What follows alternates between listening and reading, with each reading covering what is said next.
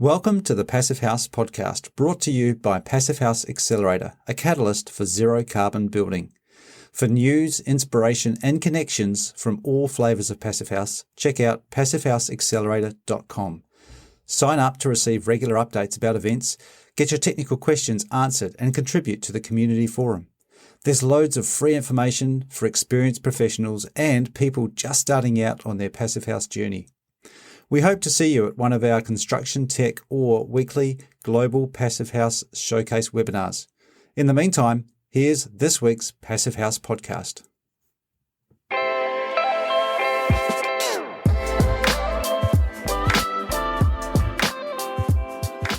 Welcome back to another episode of the Passive House podcast. I'm Matthew Cutler-Welsh, coming to you from Auckland in New Zealand. And I'm Zack Semke, coming to you from Seattle, Washington. It's chilly in Auckland. We've just had a cold snap.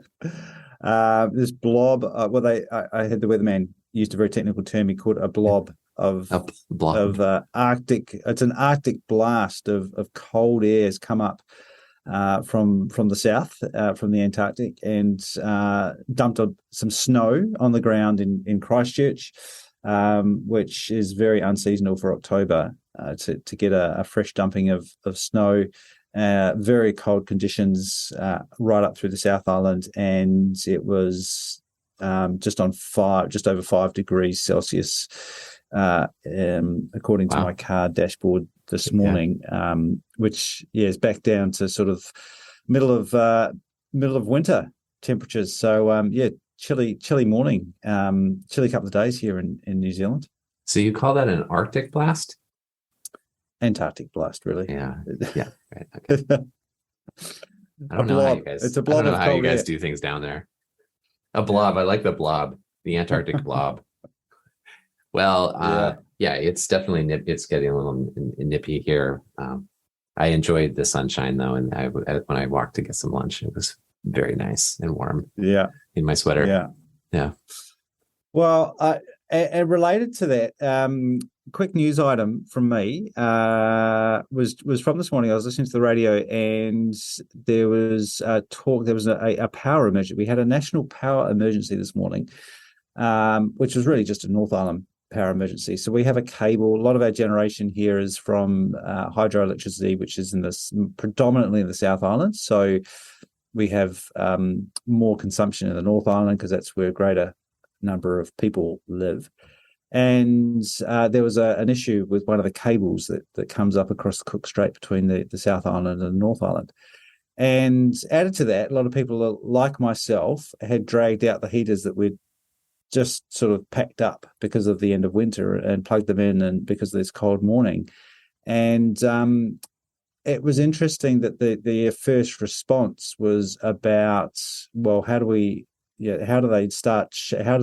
grid, the people who manage the grid, they can start controlling some things. Like some people have hot water systems that are controllable by the power company. So the power company can go and turn those things off. They call them controllable load.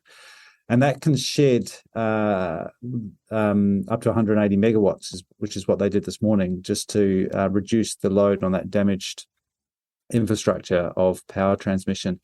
But then the sort of second response after that most immediate one was talking about resilience and how there really needs to be some additional on-demand generation capacity in the grid, particularly around the North Island. And that really irked me. It kind of got to me that the first response to a situation that highlights the lack of resilience in our system was that we should build more generation. When in fact, if you look at the reason why the resilience was a problem, aside from some of those things that just simply need electricity, there's some people just need to have electricity, is that there was a response from people like myself who are plugging in heaters. And if my house was decent and well insulated, then there wouldn't be that demand. And it would be very interesting to look at the relative cost benefit of a big deep retrofit scheme to reduce demand as opposed to the knee-jerk reaction of just investigating building another power plant to increase supply. Because these sorts of issues that do highlight a lack of resilience, I think, are going to increase. So it does raise that issue of thinking about reducing demand through efficiency rather than increasing supply. So that was my very topical item of news, which is still playing out probably at the moment as people try and fix that cable between the North Island and the South Island. Really interesting. And I think it's our communications work probably for the rest of our lives to bring to the forefront this reality that, building performance, energy efficiency, and, the demand side solutions to the climate crisis are the first move. And it is, I share your frustration that it's so often overlooked, yet it's such a powerful tool, and it has so many other co-benefits when you make a better building. So, yeah. Well, speaking of making better buildings, my little piece of news comes from the Colorado Public Radio. So this is going back to the Marshall Fire outside of Boulder, Colorado. And there's a whole rebuilding effort going on. Hundreds of homes were destroyed. I think it's now been a year or two, in this horrible fire. And there is an incentive, there is support by the utility there that services the area. There's support for Passive House. And so Andrew Mitchler and others have created this concept of the Restore Passive House that responds specifically to this Marshall Fire crisis and the victims of the fire. And so it's meant to provide an affordable single family house solution for the rebuilding effort. And so this is a great story. It's not a long story. It's a few minutes of your time, but a great listen, hearing the first clients who are taking this on and applying this design, this ready-made design of the Restore Passive House to their rebuild of their building, and how they're you're feeling like there's some silver lining, at least after this experience, because they'll be building a better house for themselves, more resilient house for the future. So, that's completely separate from the Inflation Reduction Act, is it? Right. No relationship. It's a local incentive. Yeah, well, their utility is a big utility that's based in the Midwest, but right, it is a local incentive specifically for the victims of the Marshall Fire. And so a bunch of folks in the Passive House community, locally, Johnny Rezvani, for example, and Andrew and others have been really active in showing the benefits and the how valuable it would be to apply Passive House during this rebuilding effort. So there's a lot going on. Yeah, it's really interesting stuff. I remember talking to Jesse Clark at Proclima in Australia that when they're figuring out their solutions for weather tightness and air tightness control layers on a high performance building, and in Australia they have a lot of controls about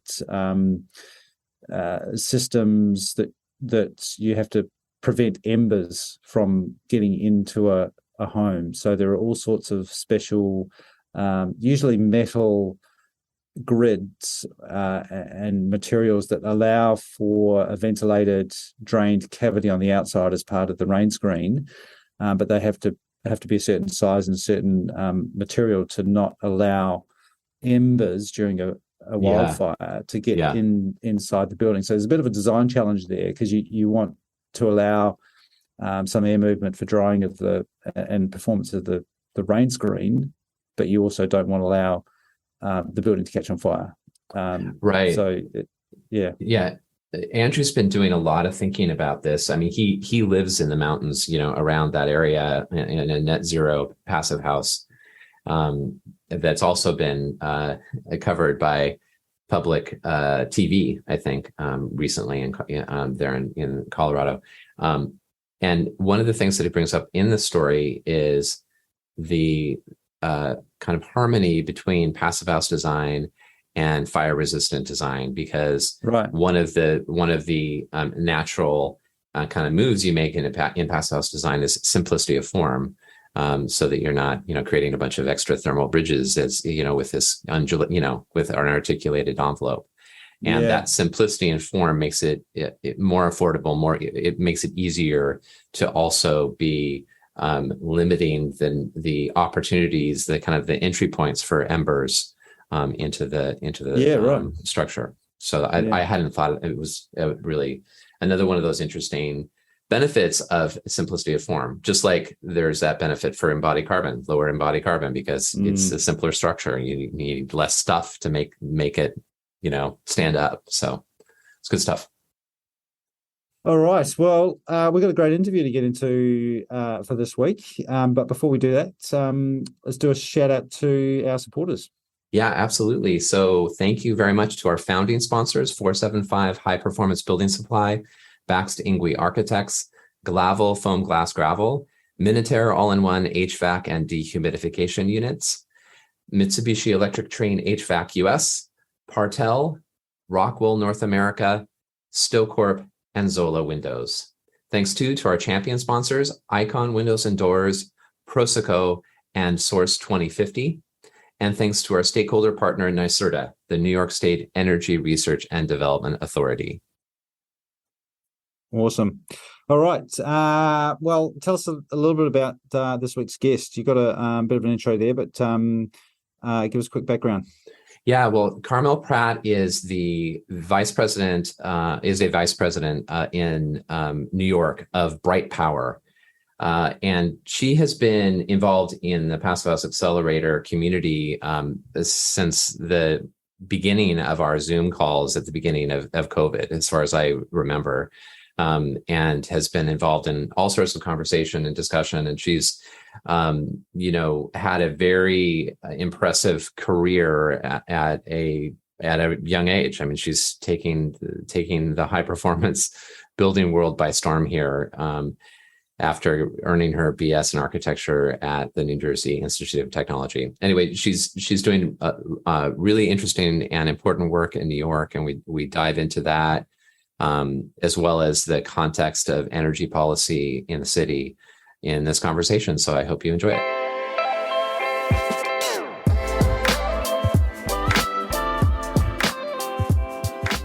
Welcome, Carmel Pratt, to the Passive House podcast. It's really great to have you here today.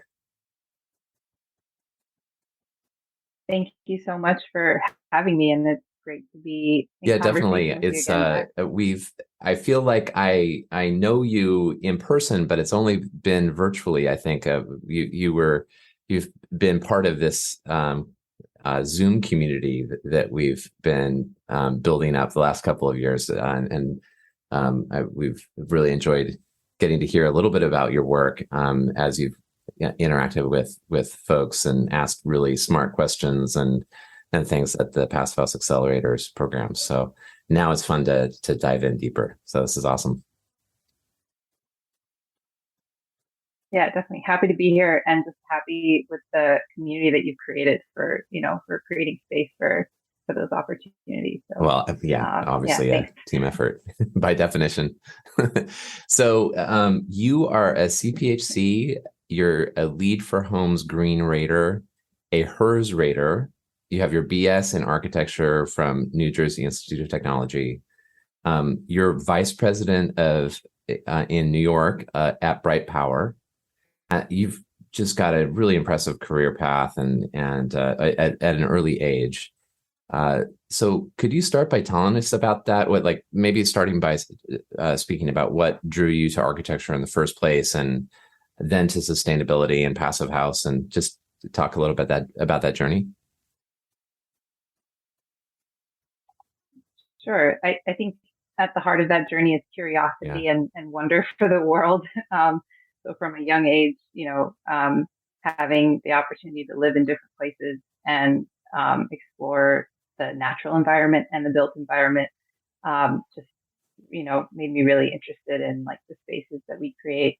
And I thought that meant that I wanted to design them. And then I realized, like, actually, there's like all these other kind of peripheral things happening in, an architect has a very like wide kind of spread job title, right? They do a lot in a built environment. But I really, was kind of brought up to have a passion in the natural environment and in conservation. And so when I found out that there was like this niche area where those two could marry, I dove kind of, head first. And that was really after like my first year of school, studying architecture and, doing the whole studio life and the very crazy hours on that 5-year track to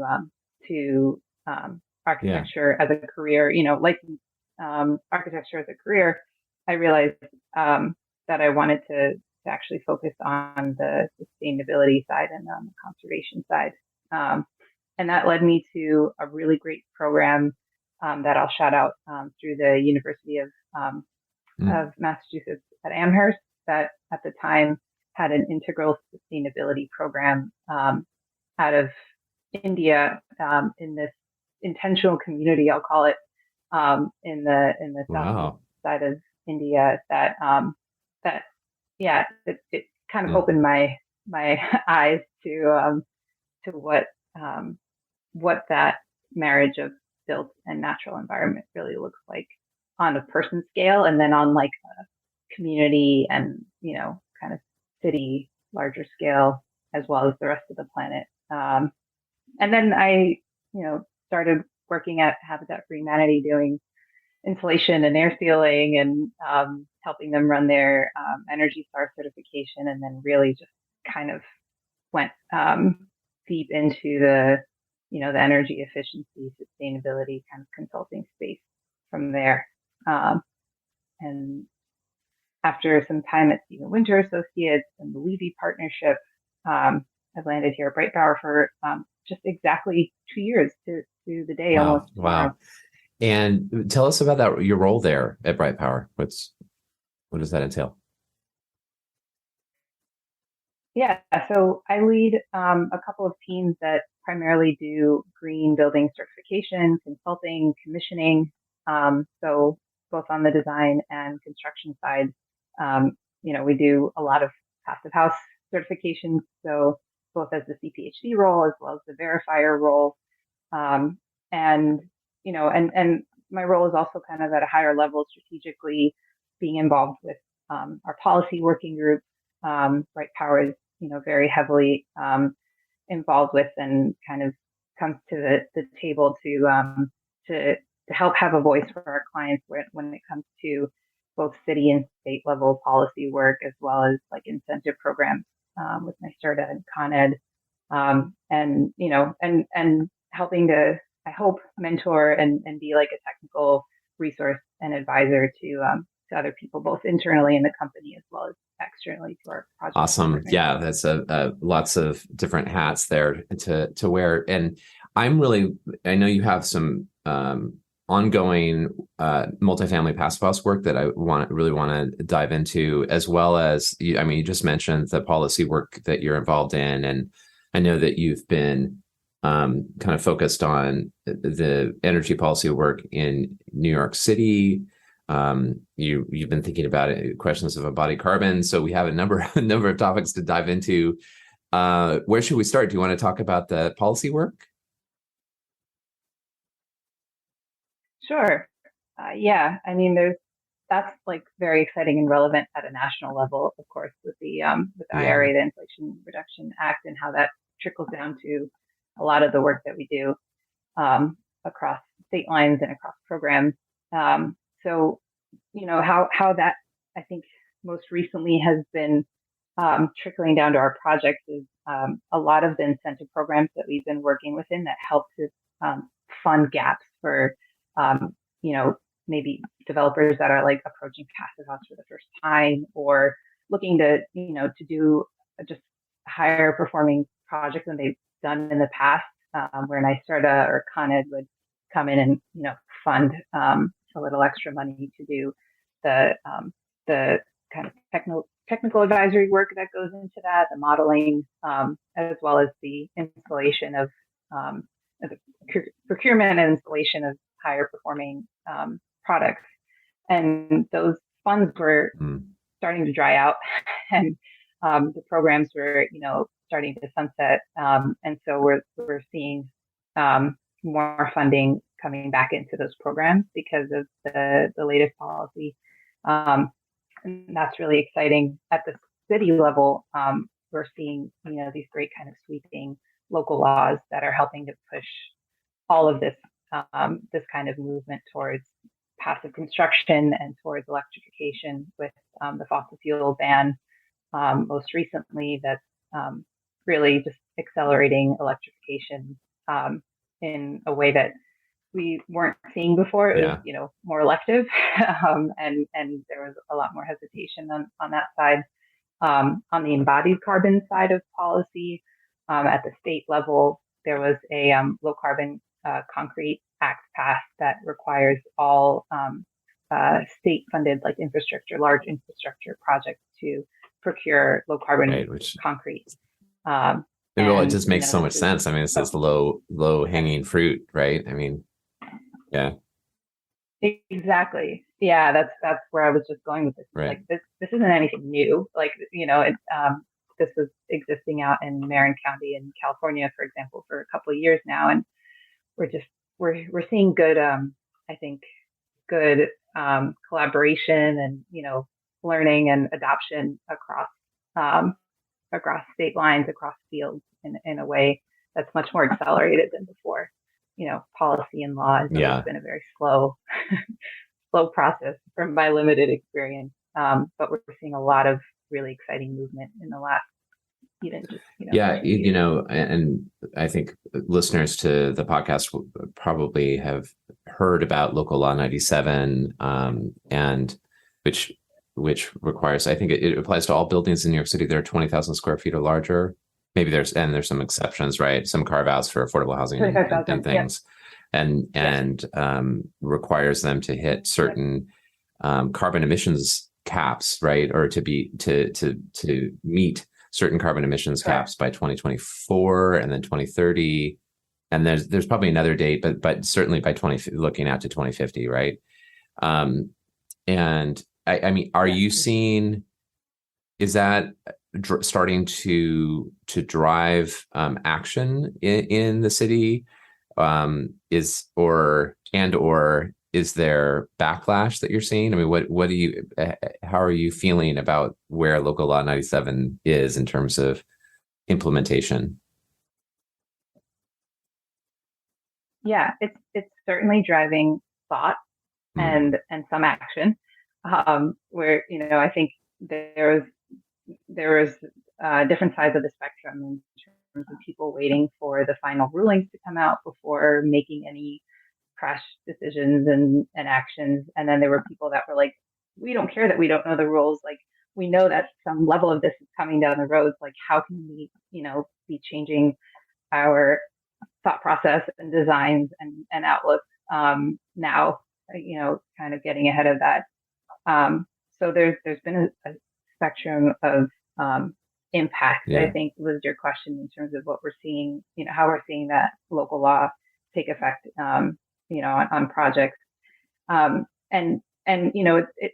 law goes hand in hand with a lot of these other things. The fossil fuel ban that I mentioned. There's also the building energy efficiency rating system that is, I think, making waves and causing people to take action.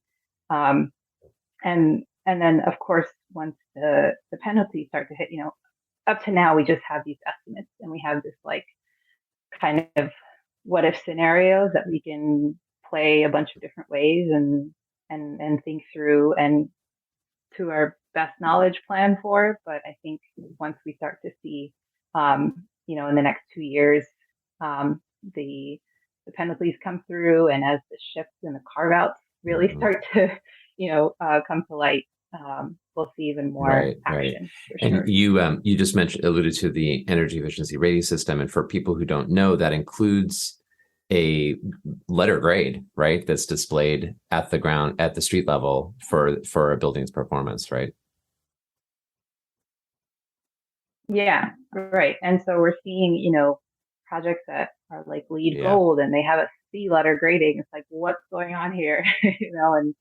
Um, and it's a good opportunity to remember that even if you achieve some certification, whether it's Passive House or LEED, you really have to visit your building, every year at the very least, if not quarterly, to see what's happening operationally and how you're actually performing, and doing benchmarking and analyzing your ongoing sure. performance. You also mentioned the Inflation Reduction Act, the IRA, and I'm incredibly excited about the IRA. I mean, I was blown away that it actually came through there at the last minute, and I think it's really encouraging.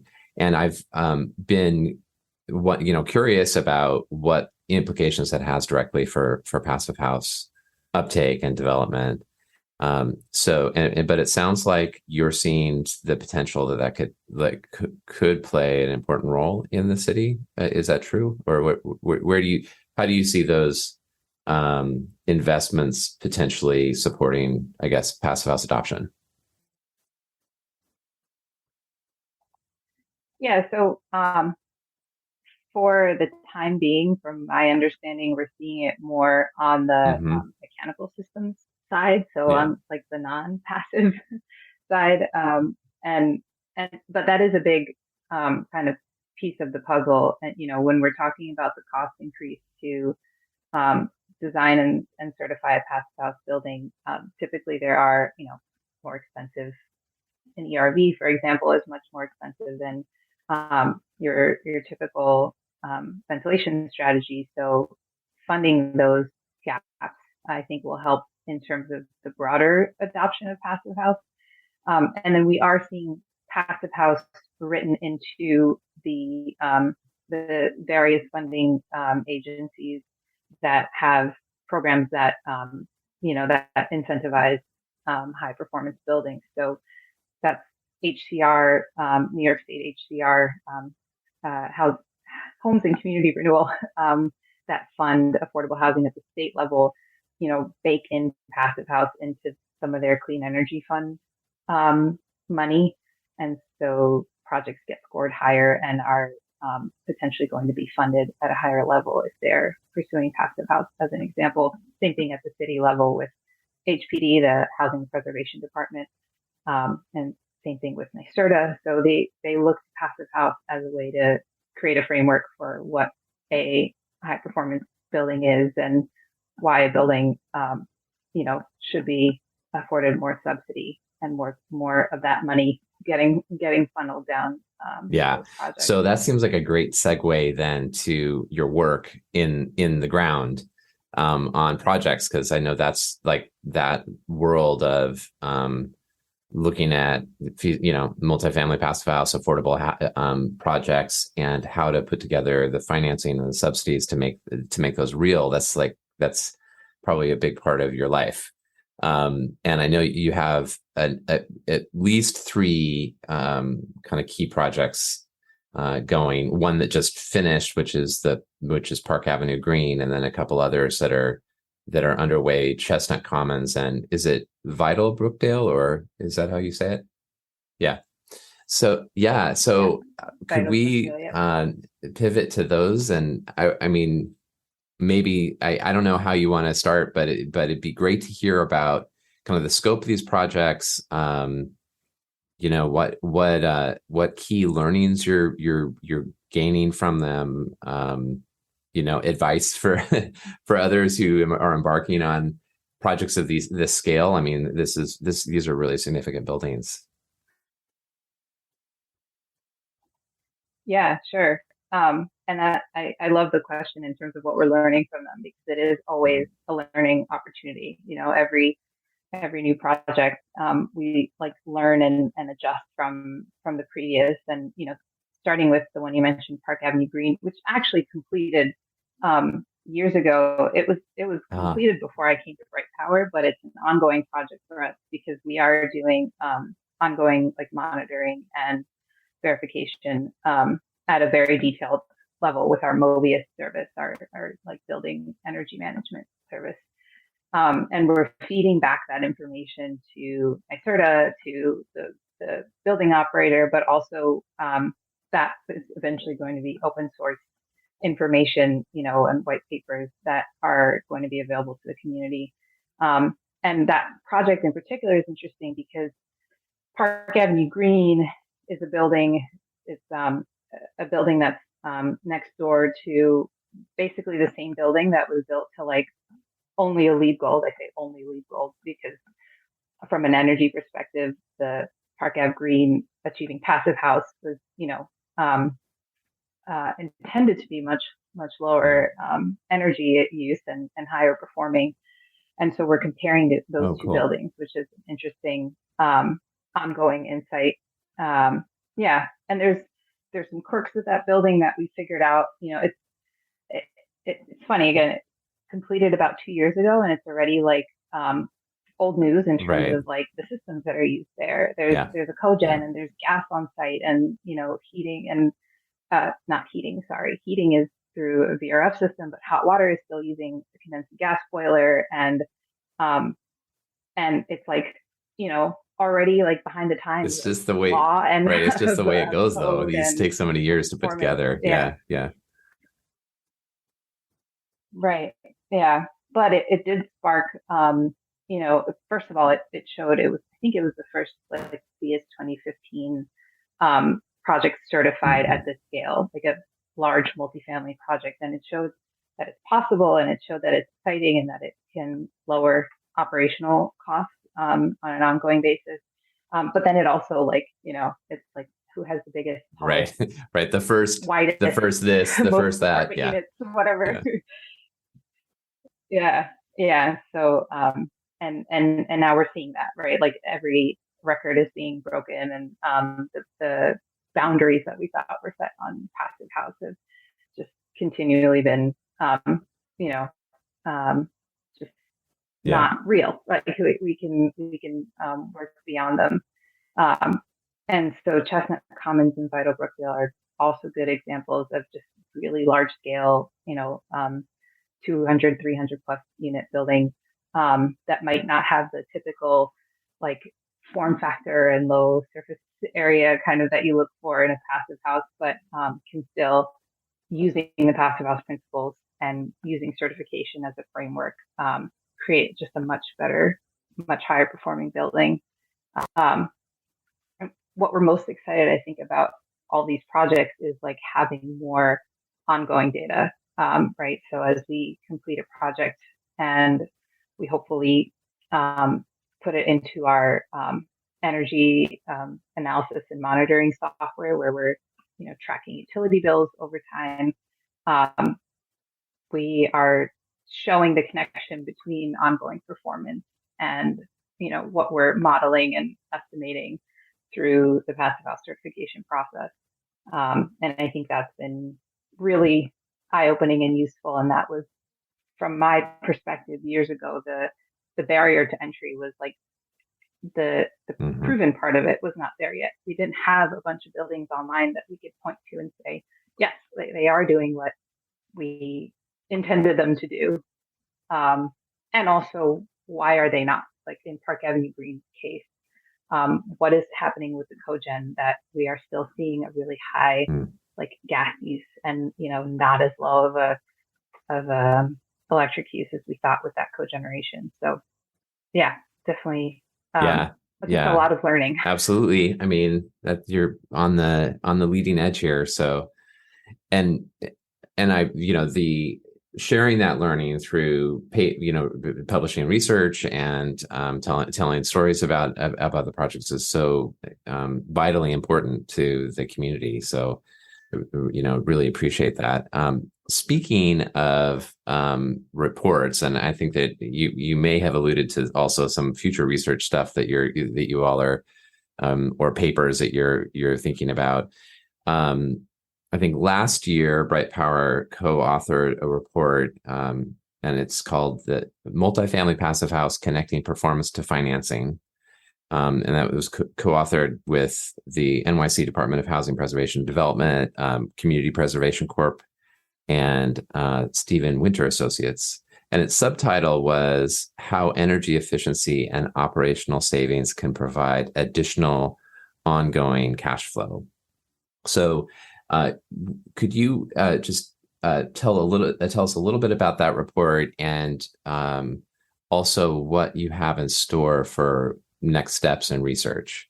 I mean, you because this is a report that brought together, I think 6 passive house case studies, 2 of which were certified, right? And maybe now more of them have been certified. So, but they're kind of, and so it took a look at their energy use, compared it with a baseline.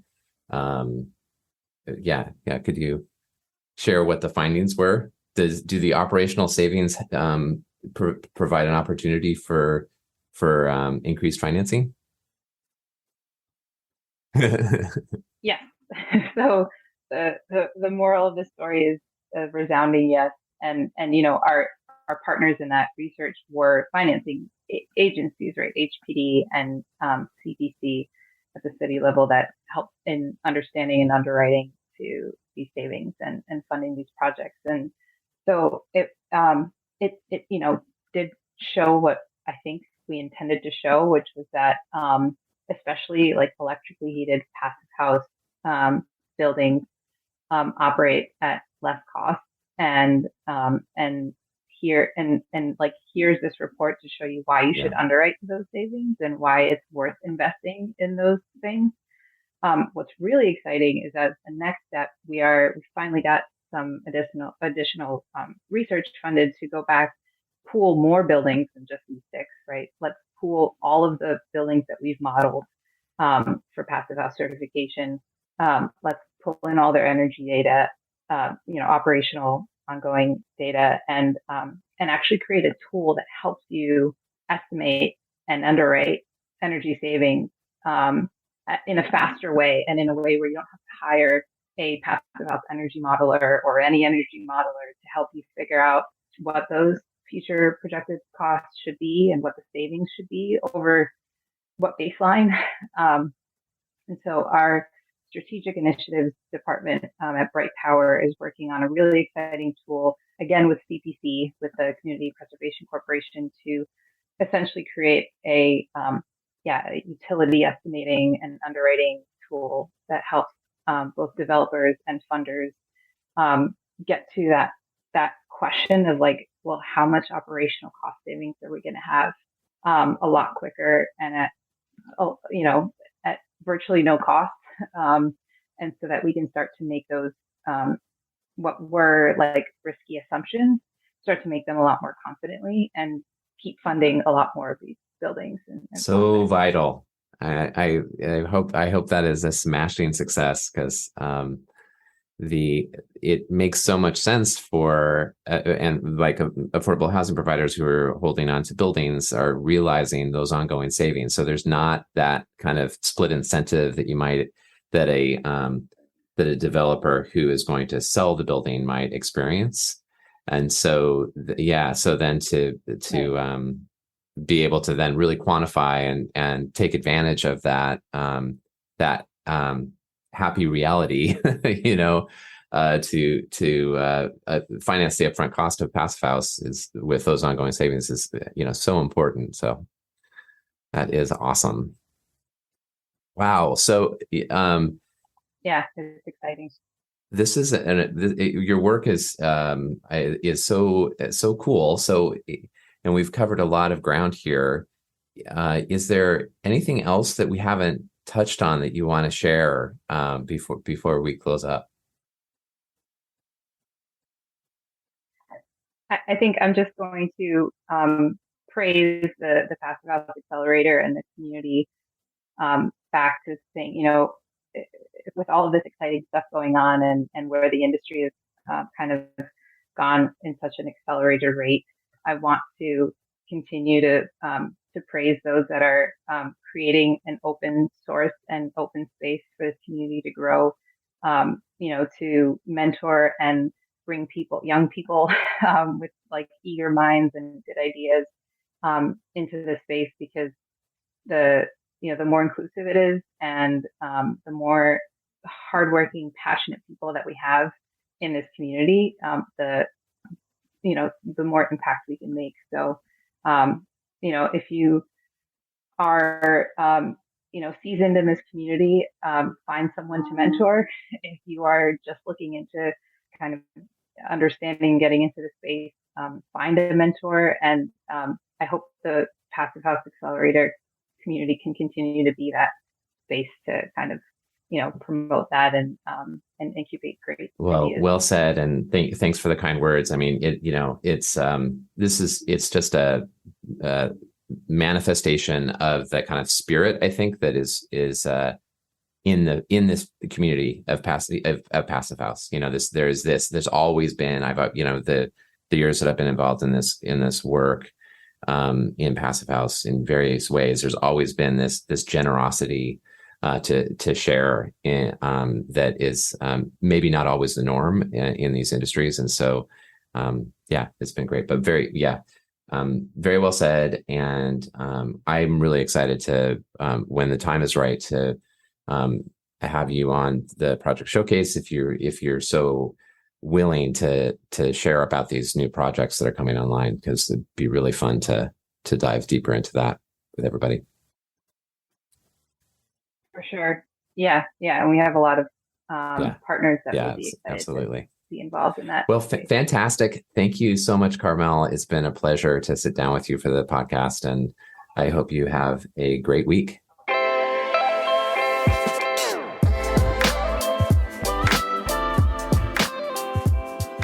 All right. Great interview. Thank you for that, Zack. Absolutely. It was fun. What do you think? There was some really great stuff in there. We've talked about Local Law 97 a few times on the show before, and I feel like I'm starting to get some familiarity with that. Yeah. But for people that are outside of the area, that's essentially a pretty leading piece of legislation that requires energy efficiency in the local New York area, right? Yeah, that's right. So it applies to buildings of 25,000 square feet or larger in New York City, with some carve outs for, I think, some affordable housing projects. And I think there's another category of building that I think gets some sort of carve out. And it sets greenhouse gas emissions caps that I think begin in 2024, and then they ratchet down. They become more and more stringent until 2050. Yeah. And so this is a key piece of bringing emissions down in line with the goal of limiting warming to well below 2 degrees Celsius or to 1.5 degrees Celsius. And it brings fines. So these building owners will be subject to civil penalties when they exceed those caps. And initially the cap is pretty lenient in 2024, so it's not a lot of building owners will be impacted yet. But then by 2030, people are going to be feeling it, and more and more buildings will fall under its kind of impact.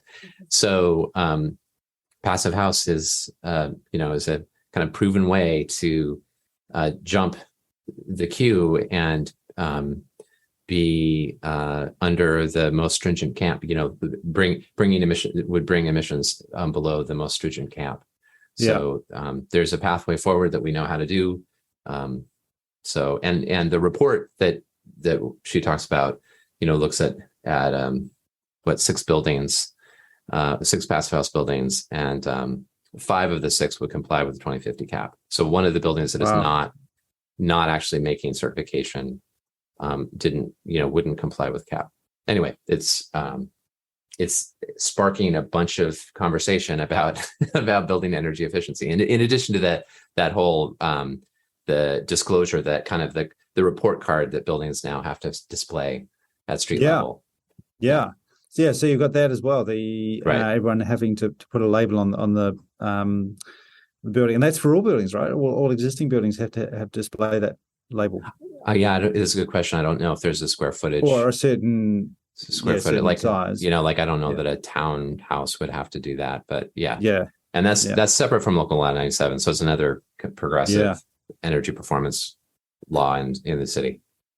So coming back to the report and kind of the basis of some of the research there, it's awesome to see that real life performance being measured, and I think over time that'll provide an even more valuable and increasingly valuable data set to look at the correlation between passive house design, construction, and then what that looks like in real life performance, because it helps optimize that design, but it also helps tell a great story about passive house and the process and what that can do in terms of performance and results in the real world. And I remember talking on the show a while back about the possibility for software to get involved to help optimize that design process and simplify the design with a bit of a almost using AI. Prudence for error. Yeah.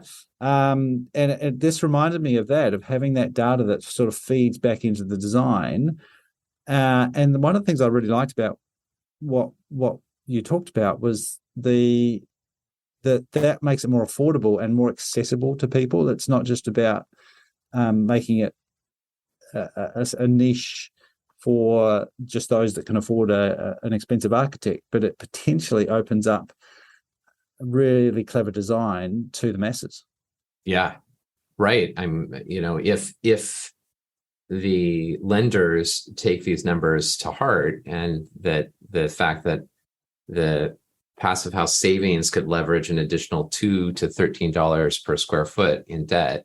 So that's, I don't know what, I think $10 per square foot is roughly $100 per square meter, right? For some as a reference point, that's a big deal. And with multifamily buildings, with new construction in multifamily, we're in New York or Massachusetts, we're seeing a cost delta of like 2% or something. So it would readily cover that.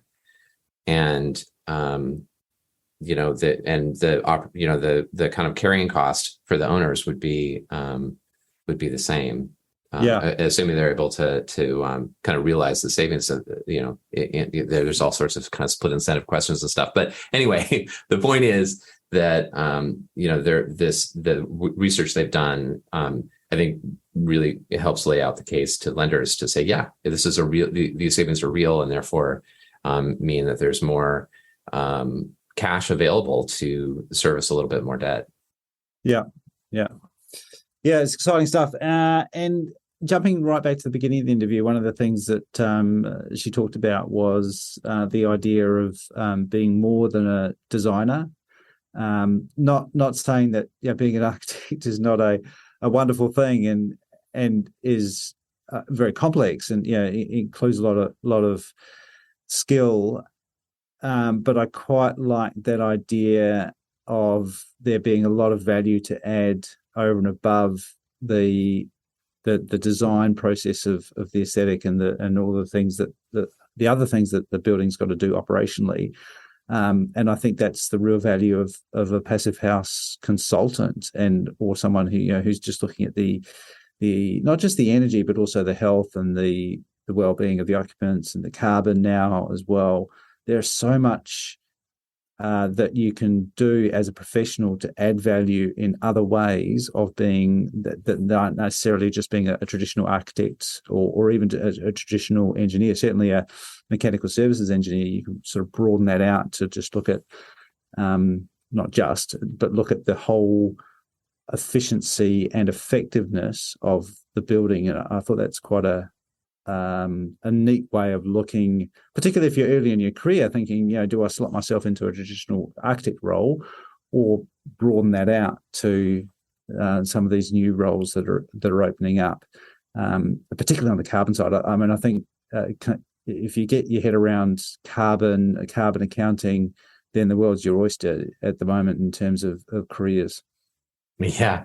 There was just a amazing article in the Atlantic Monthly by Robinson Meyer, I think is his name, who is a writer. He's been on the climate beat for some years, and talking about in the U.S. the impact of the Inflation Reduction Act, and a report by Credit Suisse, I think is the name of the bank, that looked at the Congressional Budget Office estimate of the spending that will be unleashed by the Inflation Reduction Act, both with these tax credits that basically don't have a limit. Like they'll just be they're open-ended. They don't sunset it, at once a certain amount of money has been given.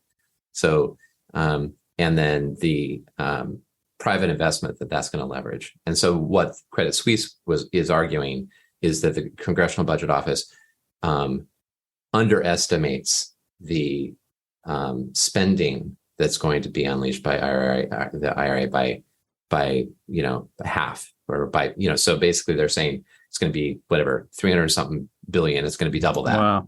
Yeah. So the point of his predictions in the article are that we're at the cusp of complete sea change in industrial policy and investment, and that we're like what's going to unfold in the next few years is going to be a really big deal. And so this approach to architecture and understanding of the role of the designer and the passive house designer and stuff, I mean, that's one kind of slice of these new careers. Like this is not I think he was talking about the analogy of what tech was 10 years ago or 12 years ago. He's of a younger generation, so he's recalling when he was first entering the workforce, people who were in tech were kind of like geeky dreamers a little bit. Yeah. But then that transitioned into it's like tech is the thing that is the no-brainer choice for a successful college graduate, or certainly for many of them, and that's what's good. That's what's about to happen with positions like Carmel's, and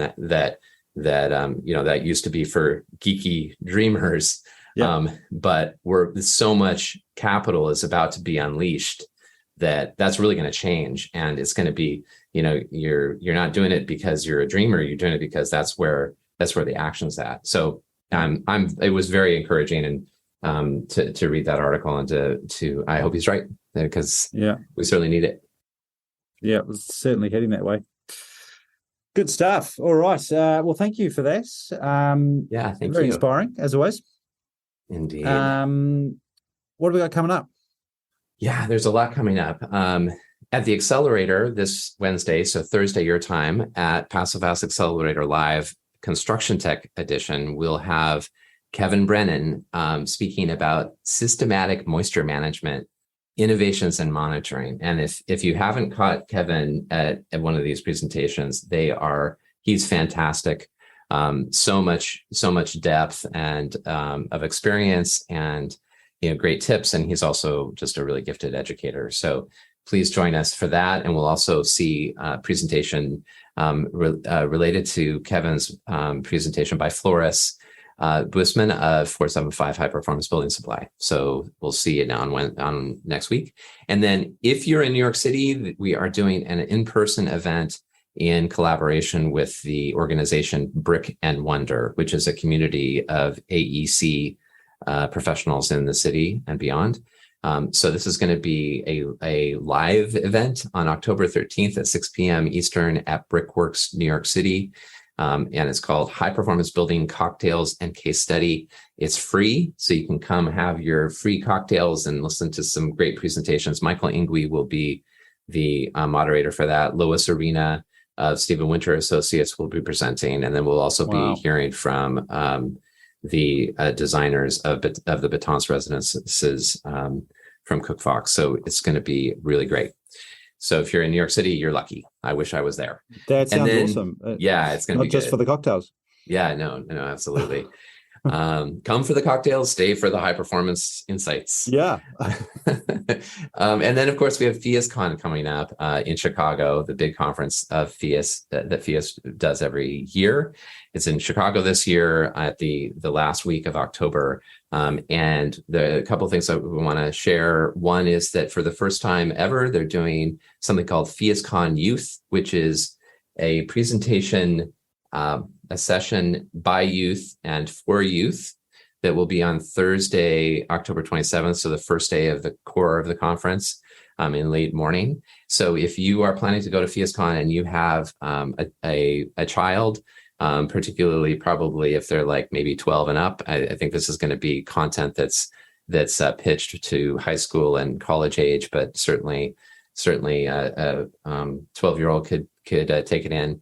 It's going to be great. Dylan Ingwe is actually one of the presenters. Awesome. Folks, a lot of folks know Dylan, and he's doing an internship right now at Passive House Institute, and we'll be back for this presentation. It's great stuff. Oh, great. Also a team of students from a high school that is doing a high performance building trades program where their curriculum is to build a house.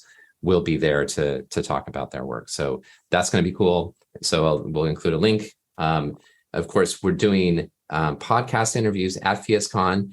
And Matthew, are you going to be joining us? I am going to be joining you. That's super exciting. It is. We'll be doing we'll be hanging around with microphones and chatting to people.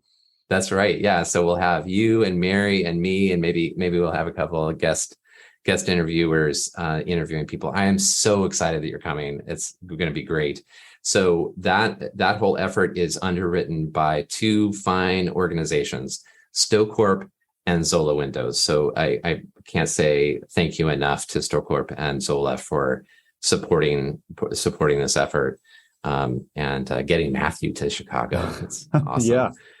And then on Friday, I'm sorry, there's a lot of announcements here, but I also want to share that on Friday, we are partnering with FIAS Alliance to co-host the after party of FIASCon. So formerly known as the Mixer, the after party will be on Friday night, and it's going to be at a really cool spot, historic spot in Chicago that will be, the location name will be divulged on Friday afternoon. So it'll be a surprise. But the tickets used to be $125 a piece. Now they're $40 a piece. And the reason that they're reduced in price is because of the support of 6 sponsors. So 475 High Performance Building Supply, Icon Windows and Doors, Inotech Windows and Doors, Partel, Proseco, and Source 2050. So these 6 sponsors have come together to underwrite this party. And we couldn't be more pleased to be co-hosting it with FIAS Alliance and to celebrate the Passive House community and just have a blast. So if you're not coming to Chicago, maybe you should consider coming and joining us. It's going to be fun. Yeah. I'm looking forward to it. Thanks again to all those supporters. Slipped in there, Source 2050. We've run out of time this week, but perhaps we should talk a bit more about that in the future, because it's kind of snuck in there. Yeah, we do. We need to dedicate some time because they just became a champion sponsor of the Passive House Accelerator. Yeah, super exciting effort, and it'd be fun to dive into that. Yeah, we talk more about that later.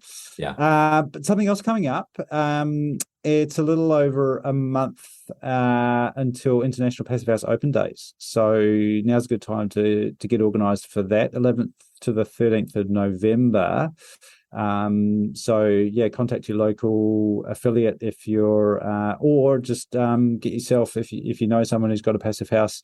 Now's a good time to start organising that to get the home open up, because I mean the impact of those open days is pretty massive in terms of people experiencing passive house sometimes for the first time, and really getting inspired by what it feels like to walk inside a passive house building. So check that out on the passivehouseinternational.org website for more information about International Passive House. open days. Yeah. Awesome.